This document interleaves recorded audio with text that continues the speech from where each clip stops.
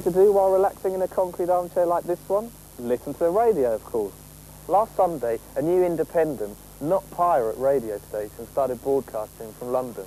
It's called XFM and caters to those music fans that mainstream radio just doesn't reach. We're talking indie here. XFM has a mere 28 days to prove to us that a round-the-clock indie music station is just what's needed. So what is it that XFM will be giving us? Well, I think there's a simple answer to that question.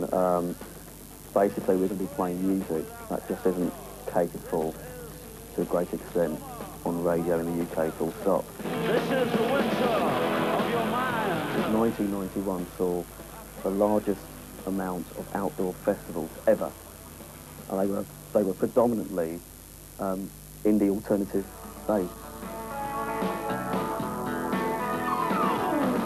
But I think with something like this actually like encompassing a broader base, like calling it indie, it's like, I suppose it's different for everyone what that sums up, but I think there is a general consensus as to what's indie. It's just generally stuff that doesn't really get a fair whack on mainstream, you know, on whether it be Radio 1 or Capital or whatever.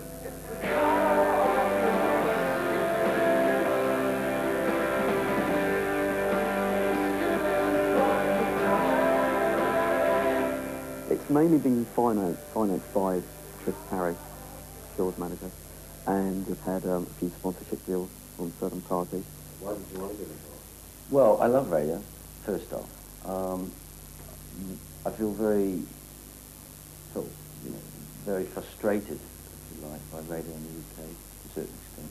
You know, sort of marginalisation of a lot of music that I particularly love. And I'd seen the growth of this kind of format in the States, and it worked a lot with the stations in America, because, you know, particularly with The Cure, we developed a very strong rapport with the stations, and very successful. I mean, it's the same as with a lot of people, I suppose. You listen to the radio in the car, because there's not much else to do apart from, you know, watch out you don't hit other people. But if you've got that under control, and you scan through, I mean, it's really pitiful, the amount of choice you've got. In fact, there's hardly any choice at all. So I think something like this will work. There's a need for it. That remains to be seen, I suppose, but I just think it.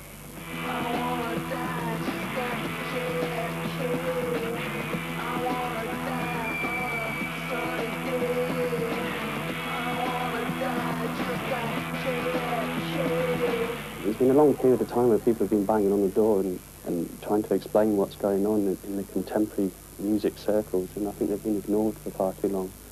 And something like this can only be encouraged, and I think people will realise just how important that market is.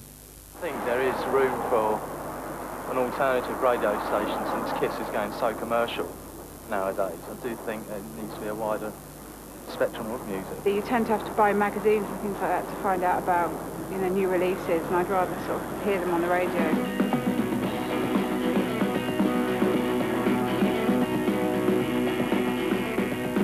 America, you can't help kind of sort of being surprised that there's such kind of control here. I mean, it's amazing in America. The first thing you do when you go into a town is you go to the local radio station and you immediately get a kind of feel for what the town's about. I don't know, it's a kind of way of greeting people. We've arranged a series of events. We've got 3 events at the CNC2 with various bands, and we're also going live to the Town and Country one with the House of Love on May the 7th. Show me your eyes, show me the wild, you're caught in the climb. I already know because it's all inside, because it's all inside.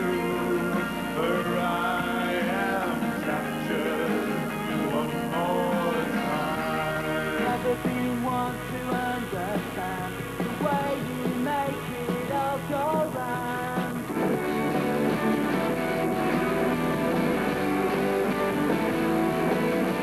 We're not going to have career presenters on this station. The presenters don't put themselves first. What is going to be first is the music, and then it's the station and what we're trying to do, and then it's the presenter. I mean, to be quite honest with you, I couldn't care less if the presenter didn't even mention his name or her name. I mean, it does give you a strange rush being a DJ.